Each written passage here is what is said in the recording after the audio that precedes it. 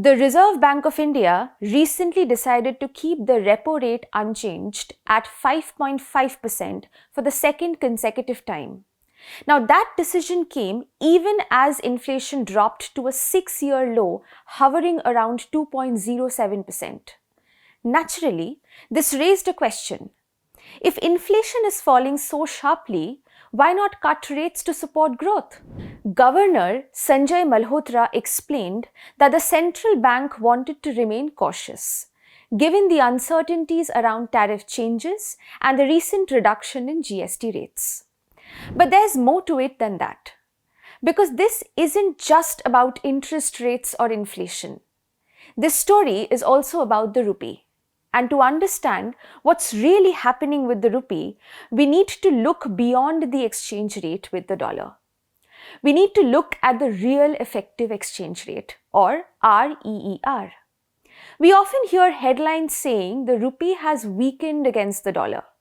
But that headline alone doesn't tell us very much. India doesn't trade only with the United States.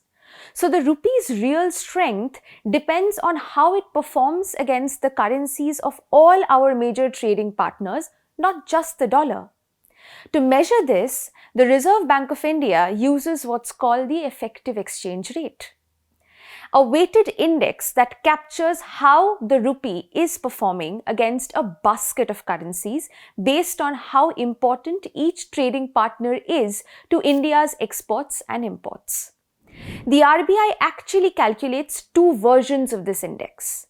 The first one is against the 6-currency basket, which includes the US dollar, the euro, the Chinese yuan, the Japanese yen, the British pound, and the Hong Kong dollar. Together, these 6 currencies cover most of India's trade with advanced economies and major Asian partners. Then there's the broader 40-currency basket, which includes not just these 6, but also the currencies of countries like Singapore, South Korea, the UAE, Saudi Arabia, Malaysia, Indonesia, Thailand, Bangladesh, Vietnam, and South Africa, among others. Collectively, this larger basket accounts for about 88% of India's total trade in goods and services. Both indices use 2015-16 as their base year, with the base value set at 100. When the index moves above 100, it means the rupee has appreciated. It's stronger.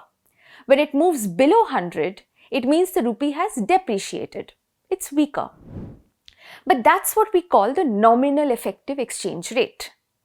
And this number doesn't just adjust for inflation, which is critical to understanding a currency's real competitiveness. And that's exactly where the real effective exchange rate steps in.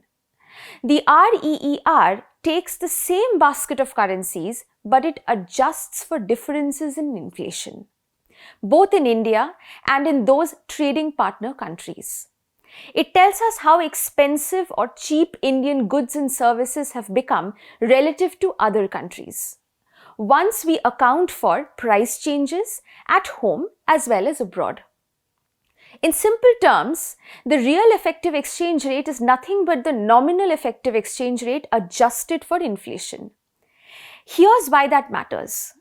If inflation in India rises faster than inflation abroad, then even if the rupee looks stable in nominal terms, our goods become more expensive globally. So the rupee may appear stable, but in real terms, it is appreciating. And that can quietly hurt our export competitiveness. A real effective exchange rate above 100 means the rupee is overvalued. Indian goods are more expensive for the world to buy. A REER below 100 means the rupee is undervalued. Indian goods are cheaper, helping our exports. That's why this indicator acts as a corrective lens. It helps us to see what the rupee's dollar exchange rate alone can't. Now let's look at what actually happened over the past year. In November 2024, India's REER hit a record high of 108.14. That meant our exports were roughly 8% more expensive than they should have been in fair value terms. But this didn't happen because our industries lost efficiency. It happened because of two key factors. First, inflation. Consumer price inflation in India was running slightly higher than that in our major trading partners, which means our goods were becoming relatively costlier in real terms. Second, capital inflows. India saw a surge in foreign direct investment up by 14% year on year, touching around 81 billion US dollars in 2024-25. These inflows, driven by investor-friendly policies, strong growth in manufacturing, and a booming services sector, brought in a lot of foreign currency, keeping the rupee's nominal value stronger than it otherwise would have been. So inflation pushed costs up, and capital inflows stopped the rupee from adjusting naturally. Together, those two forces made the rupee overvalued. And that's exactly what the real effective exchange rate showed. A number above 108, signaling that the rupee had become too expensive in real terms. By June 2025, the real effective exchange rate had corrected to 100.36, almost perfectly aligned with its fair value. And that's the key insight. What looked like a weakening rupee in the headlines was actually a healthy correction, a move back to balance, making our exports competitive again. Now, many people compared India's situation with other currencies. They pointed out that euro and the yen had strengthened against the dollar while the rupee kept falling. But that comparison misses a very important context. The euro and the yen started from undervalued positions. Their inflation cooled and their currencies had room to appreciate. India, on the other hand, started from an overvalued position. So the rupee had to give up more ground to restore equilibrium. And even then, India's currency held up far better than many others. If you look at other emerging markets, let's say Brazil, Indonesia, South Africa, or Turkey, their currencies fell more sharply against the dollar in 2024. That means the rupee, despite the noise, remained relatively stable. And that stability didn't happen by accident. In November 2024 alone, the RBI sold a record $20.2 billion in the foreign exchange market to help prevent excessive volatility. So no, the rupee wasn't collapsing. It was correcting, carefully and deliberately. Now let's bring this back to the RBI's decision today. With inflation so low, a rate cut might have seemed like the obvious next step, right? But the RBI held steady, and that was the perfect and very right call. In global finance, there's something called the impossible trinity.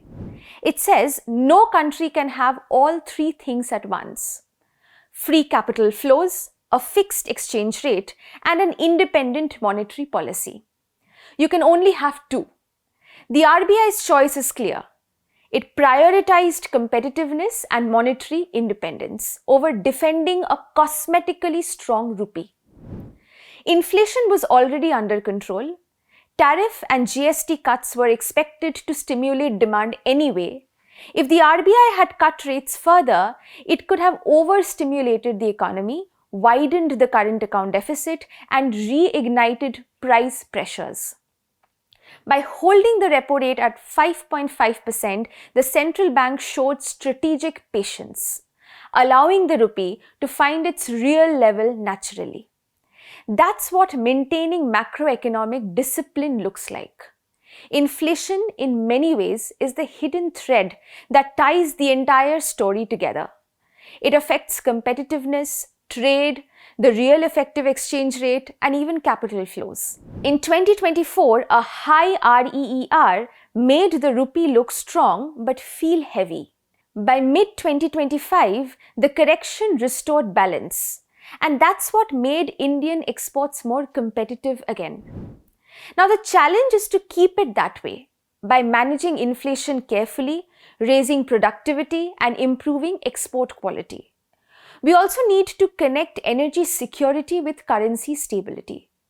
Because the less we depend on imported fuel, the more resilient our currency becomes. So, what's the takeaway? A rupee that adjusts with the real effective exchange rate is not a sign of weakness, it's a sign of maturity. A rupee that realigns with trade competitiveness isn't falling, it's finding balance. And a rupee that reflects economic fundamentals rather than sentiment isn't really fragile, it's strong. 2025, therefore, isn't the year of a falling rupee. It's the year of a sovereign rupee, a rupee that was corrected at home and respected abroad. Because strength isn't about resisting change, it's about moving in the right direction. And today, the rupee is doing exactly that.